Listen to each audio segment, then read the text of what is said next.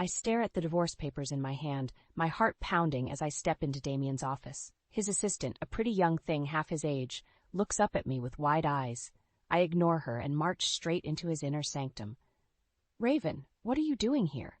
Damien asks, surprise etched on his face. I slam the papers down on his mahogany desk. "I'm serving you divorce papers, you cheating bastard." His mouth falls open. "What? I don't understand."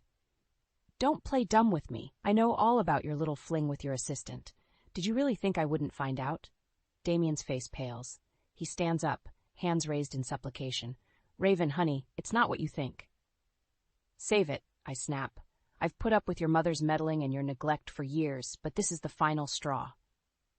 My mind flashes back to our whirlwind romance 2 decades ago. We were so young, so in love. We got married at the courthouse, just the 2 of us.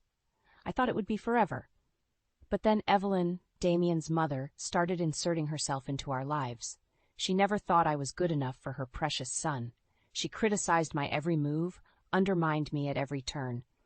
I tried to focus on raising our daughter, Scarlett, while Damien climbed the corporate ladder. But Evelyn's influence only grew stronger when her husband passed, leaving her a wealthy widow.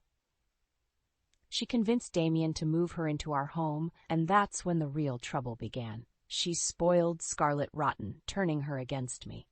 When Scarlett got caught shoplifting, Evelyn and Damien had the nerve to blame me for neglecting her. Then, I got into that car accident. I was laid up for weeks, unable to work, but instead of supporting me, Evelyn convinced Damien I was faking it for attention. And all the while, they were siphoning money from my savings behind my back. I started documenting everything, building a case. But the final betrayal was finding out about Damien's affair, and now, here we are. "I want you out of the house," I tell him coldly. "And I've filed a restraining order against your mother. She's not to come near me or Scarlett." Damien's face twists with anger. "You can't do this, Raven. Scarlett needs me. She needs her grandmother. What she needs is a father who puts her first, not his own selfish desires, and a grandmother who doesn't poison her mind against her own mother." I turn to leave, but Damien grabs my arm. "Don't do this, Raven. We can work it out." I yank my arm free. "It's too late for that. You made your choice. Now, live with it." As I walk out of his office, my heart feels like it's breaking all over again. But beneath the pain, there's a flicker of something else. Something that feels like strength, like resilience. I know the road ahead won't be easy, but for the first time in a long time, I feel like I'm finally taking control of my own life. And that's a feeling I won't let anyone take away from me again. Evelyn moves in with us shortly after her husband's passing. At first, I try to be understanding. She's just lost the love of her life, and now she's all alone in that big house. But it doesn't take long for her true colors to show. She starts by redecorating our home, replacing my carefully chosen decor with gaudy, expensive pieces. When I try to object, Damien takes her side. "She's just trying to make herself feel at home, Raven. Let it go." But it's not just the house. Evelyn starts spoiling Scarlett, buying her designer clothes and expensive gadgets. At first, Scarlett is thrilled, but then Evelyn starts using the gifts as leverage, turning Scarlett against me. "Your mother just doesn't understand you like I do, darling," I overhear her telling Scarlett one day. "She's too busy with her little job to pay attention to what you really need." I confront Damien about it, but he brushes me off.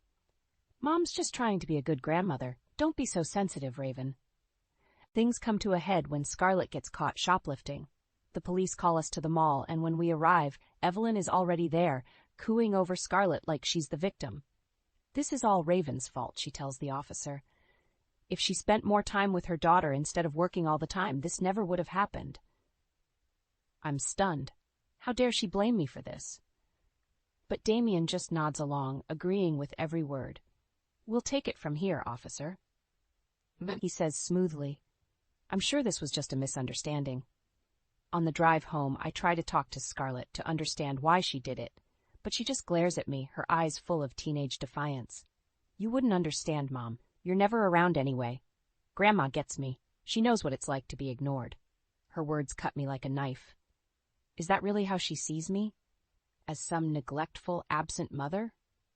Evelyn smirks from the front seat, and I realize with a sinking feeling that she's won.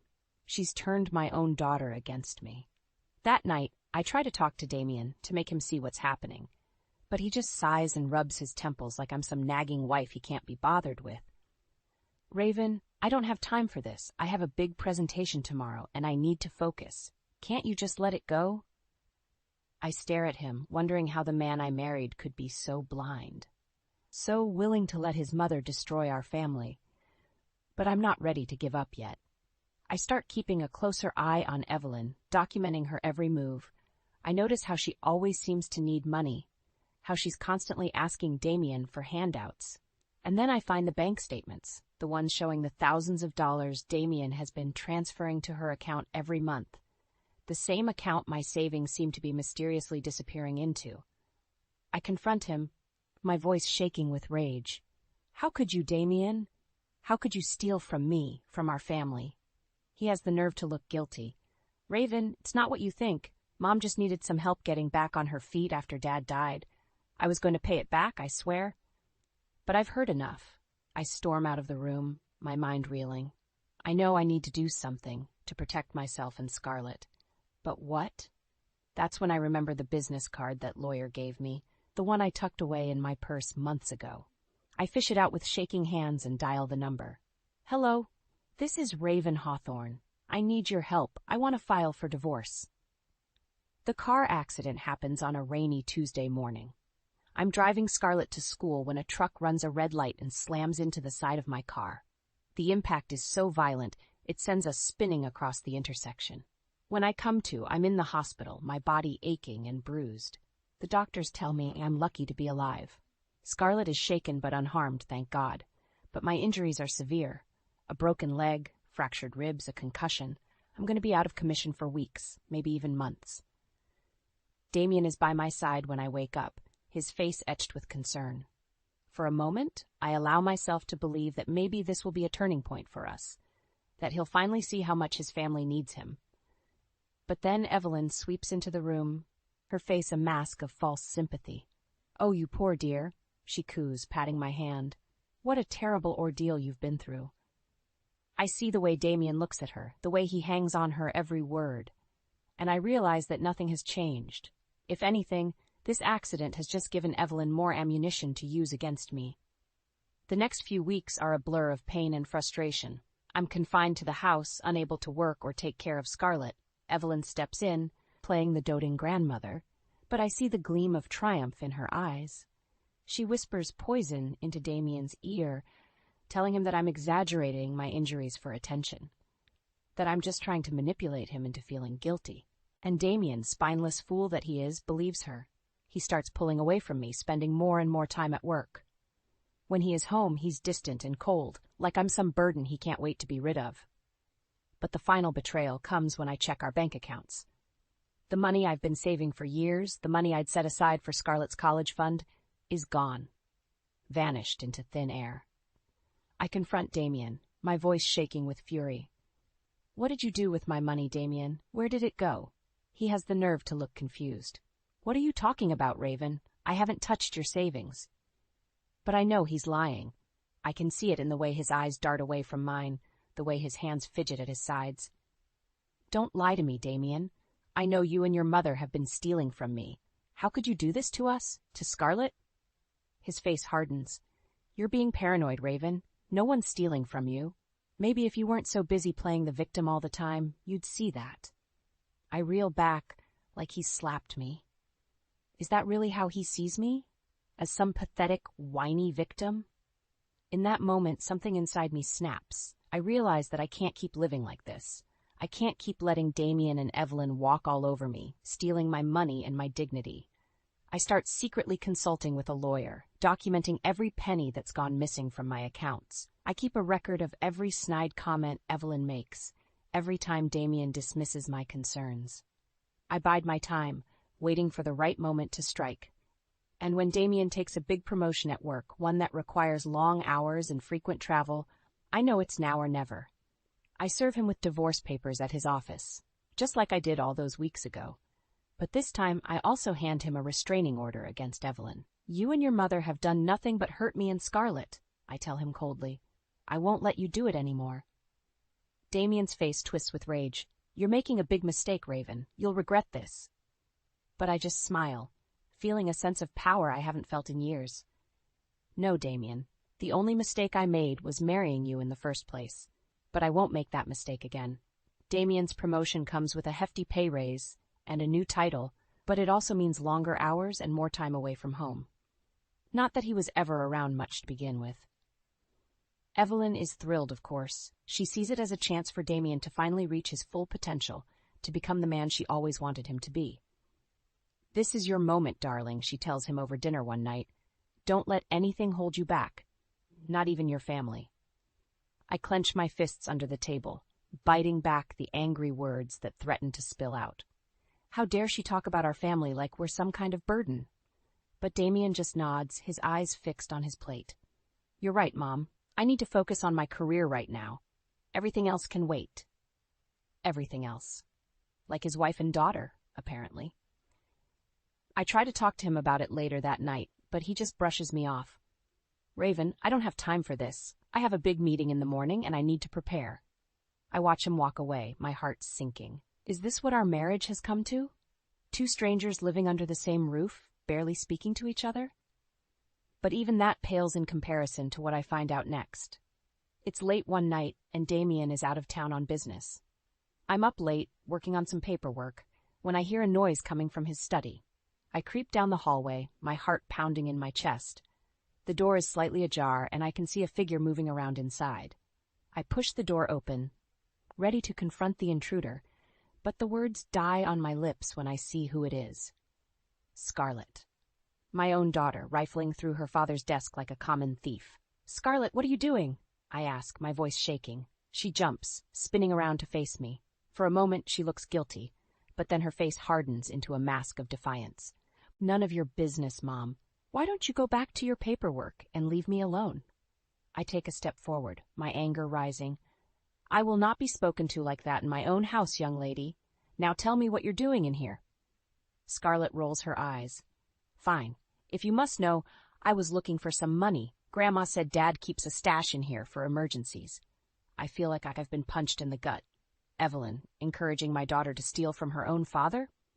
Scarlett, this is not okay. You can't just take money without asking, and your grandmother should not be telling you to do this. Scarlett's face twists into a sneer. Oh, please. Like you're one to talk about what's okay. You're never around, always working or complaining about how hard your life is. At least Grandma understands me. Her words hit me like a slap in the face. Is that really how she sees me? As some absent, self-absorbed mother? Scarlett, I know things have been tough lately, but I'm doing the best I can. I love you, and I'm trying to protect you. She scoffs. Protect me? From what? The only thing I need protection from is you and your constant nagging. She pushes past me, stomping up the stairs to her room. I stand there, stunned, my heart breaking into a million pieces. Is this what my life has become? A husband who ignores me, a daughter who hates me, and a mother-in-law who's poisoning them both against me? I think back to the divorce papers, still unsigned on my desk. Maybe it's time to stop trying to fix this broken family and start looking out for myself for once. With a heavy heart, I walk back to my office and pick up a pen. It's time to end this once and for all. Moving out is harder than I thought it would be. Even though Damien and I have been living separate lives for months now, there's still a part of me that hesitates as I pack up my belongings. But then I remember the look on Scarlett's face when she accused me of being a neglectful mother. The way Damien dismissed my concerns about Evelyn's behavior, the empty space in my bank account where my savings used to be. No, I can't stay here anymore. I won't let them break me down any further. I find a small apartment across town, far away from the memories and the pain. It's not much, but it's mine, a place where I can start over, rebuild my life on my own terms. But Evelyn and Damien aren't going to make it easy for me. No sooner have I settled in than I get a call from my lawyer. Damien is filing for full custody of Scarlett. On what grounds? I ask, my voice shaking with anger and fear. He's claiming that you're an unfit mother, that your work schedule and your emotional instability make you incapable of providing a stable home for Scarlett. I want to scream. Emotional instability? This from the man who's been cheating on me and stealing my money for months? But I know this is Evelyn's doing. She's always seen me as a threat, someone who could take her precious son away from her. And now that I've left, she's going to do everything in her power to make sure I never see my daughter again. The custody battle is long and brutal. Damien and Evelyn's lawyer paints me as a neglectful, selfish mother who cares more about her career than her child. They bring up every mistake I've ever made, every time I've lost my temper or forgotten to pick Scarlett up from school. I try to fight back, to show the judge how much I love my daughter, how hard I've worked to provide for her. But in the end, it's not enough. The judge grants Damien primary custody, with me getting only limited visitation rights. I'm devastated. How can this be happening? How can the man I once loved be doing this to me? I try to stay strong for Scarlett, to put on a brave face when she comes to visit. But I can see the confusion and hurt in her eyes. She doesn't understand why her family is falling apart, why her mother isn't there to tuck her in at night anymore. I want to tell her the truth, to make her see how much I love her. But I'm afraid of turning her against her father, of making her feel like she has to choose between us. So I bite my tongue and try to make the most of our time together. We go to the park, have picnics in the living room, watch movies curled up on the couch. For a few precious hours every week, I can pretend that everything is normal, that we're still a family. But then Scarlett goes back to Damien and Evelyn, and I'm alone again, alone in my tiny apartment with nothing but my thoughts and my regrets to keep me company. I try to keep busy, to throw myself into my work and my hobbies, but there's a hole in my heart where my daughter used to be, and nothing seems to fill it. I think about giving up, about letting Damien and Evelyn win. But then I remember the promise I made to myself when I left, the promise to never let anyone break me again. So I keep going. I keep fighting, even when it feels like the whole world is against me, because I know that someday, somehow, I'll find a way to make things right, for myself and for Scarlett, even if it takes the rest of my life. The years pass in a blur of loneliness and heartache. I try to move on, to build a new life for myself, but the pain of losing Scarlett never really goes away. I throw myself into my work, climbing the corporate ladder and earning a reputation as a tough, no-nonsense executive. But no matter how successful I become, there's always a part of me that feels empty inside. Then, one day, out of the blue, I get a call from a number I don't recognize. I almost don't answer it, but something tells me to pick up. "Mom?" The voice on the other end is hesitant, almost shy, but I would know it anywhere. "Scarlett?" I breathe, hardly daring to believe it. "Is that really you?" She laughs, and the sound is like music to my ears. "Yeah, it's me. I know it's been a while, but I was hoping we could talk." We meet at a coffee shop downtown, and I barely recognize the young woman who walks through the door. Scarlett is 21 now, a junior in college studying business. She's grown into a beautiful, confident young woman, with her father's sharp mind and her mother's stubborn streak. We talk for hours, catching up on all the years we've missed. Scarlett tells me about her life, her friends, her dreams for the future. And then, hesitantly, she brings up the real reason she wanted to see me. "Mom, there's something you should know about Dad's company," she says, her voice low and urgent. "I think he's in trouble." She explains that she's been interning at Damien's firm, trying to learn the family business, but she's noticed some discrepancies in the financial records, some irregularities that don't add up. "I think the IRS might be investigating him for tax fraud," she says, her eyes wide with fear. "And if they find out the truth, it could ruin everything." I feel a rush of anger and satisfaction. Finally, after all these years, Damien is going to get what's coming to him. But then I see the look on Scarlett's face, the worry and uncertainty in her eyes, and I realize that, no matter what he's done, he's still her father, still the man she loves and looks up to. I reach out and take her hand, squeezing it gently. "Scarlett, I know this is hard, but we have to do the right thing. We have to stop your father before he ruins more lives." She nods, her jaw set with determination. "I know. That's why I came to you. I need your help, Mom. I can't do this alone." Together we hatch a plan. Scarlett will go back to work, gathering evidence and documenting everything she finds, and I'll use my contacts in the business world to dig up dirt on Damien and Evelyn, to build a case against them. It's not easy. Damien is clever and well-connected, and Evelyn is always watching our every move. But slowly, piece by piece, we start to unravel the web of lies and deceit that they've been spinning for years. And then one day, we find the smoking gun. A trail of hidden accounts and offshore investments, all leading back to Damien and Evelyn, proof that they've been embezzling money from the company, using it to fund their lavish lifestyle and Evelyn's expensive tastes. We take the evidence to the authorities, and they move quickly. Within days, Damien's company is raided by federal agents, his assets seized, and his reputation in tatters.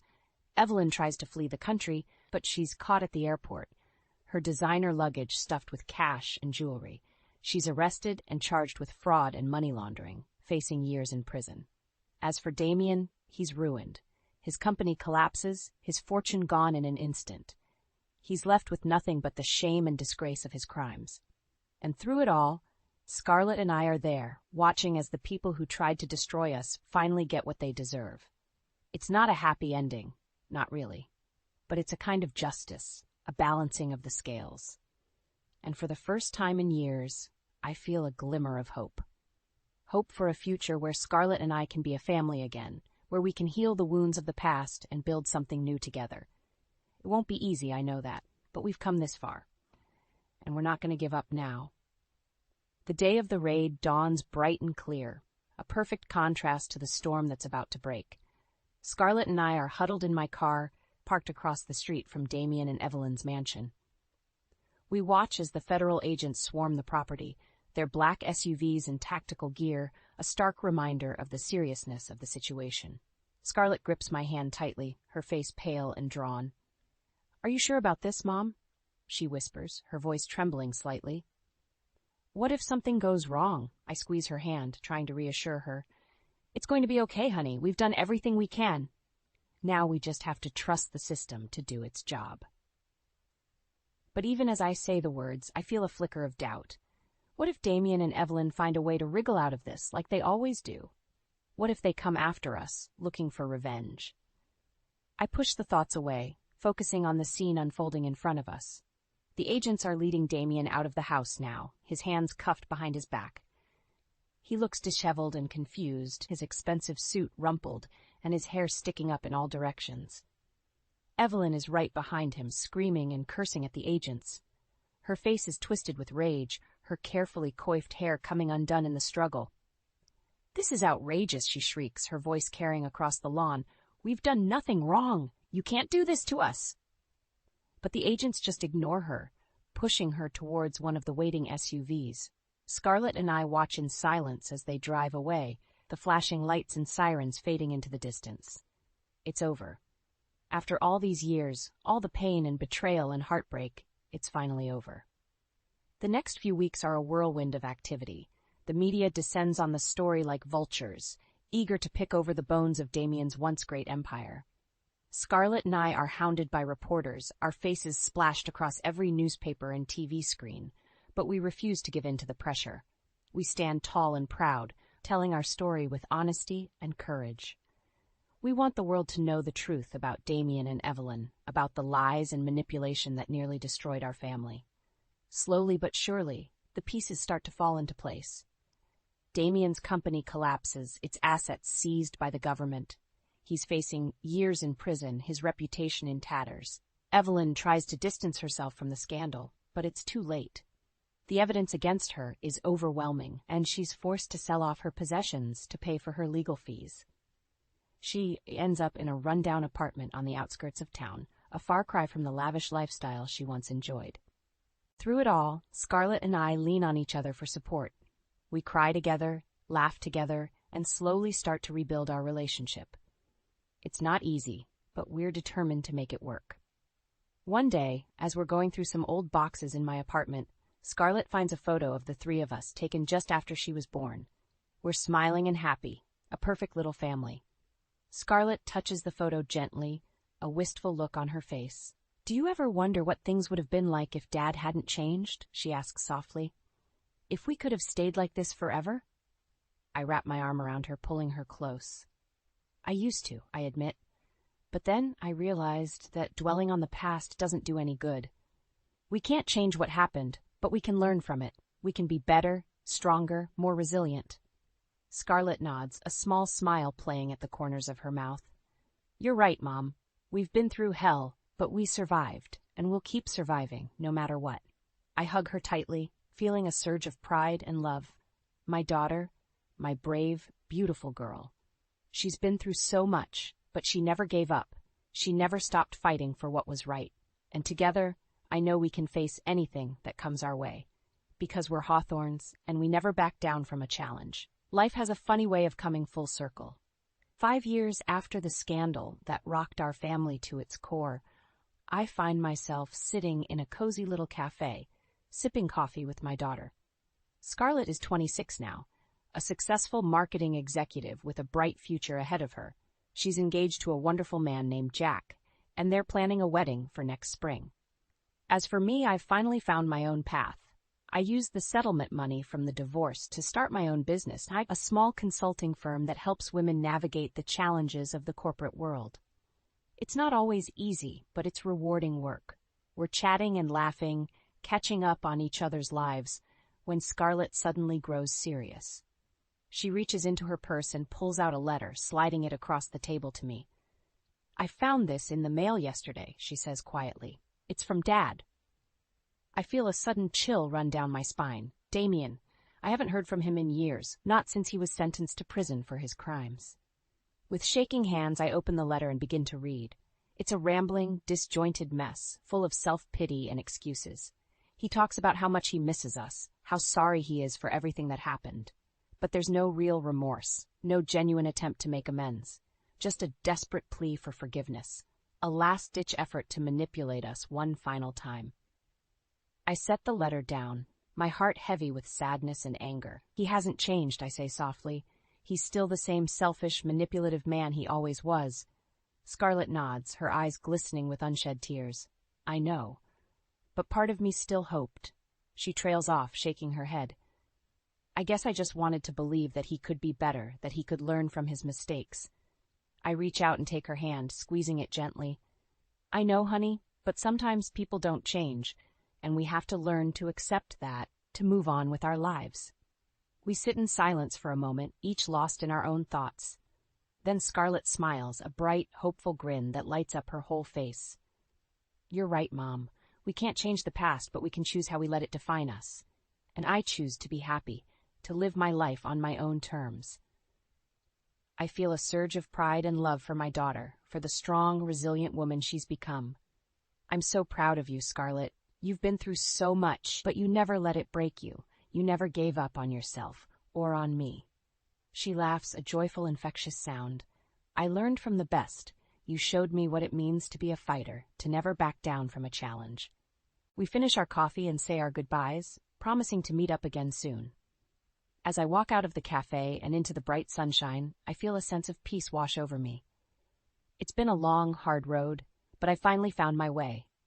I've learned to let go of the past, to forgive myself for my mistakes, and move forward with courage and grace. And as for Evelyn, well, she got what she deserved in the end. Last I heard, she was living in a run-down apartment, barely scraping by on Social Security. She's alone and miserable, a shadow of the once powerful woman she used to be. But I don't waste my time thinking about her anymore. I have too much to be grateful for, too much to look forward to. I have my daughter, my beautiful, brilliant girl who never ceases to amaze me. I have my business, my chance to make a difference in the world. And I have myself, my own strength and resilience and unbreakable spirit. I am Raven Hawthorne, and I am a survivor. I am a fighter, a warrior, a woman who never backs down from a challenge, and I am finally truly happy.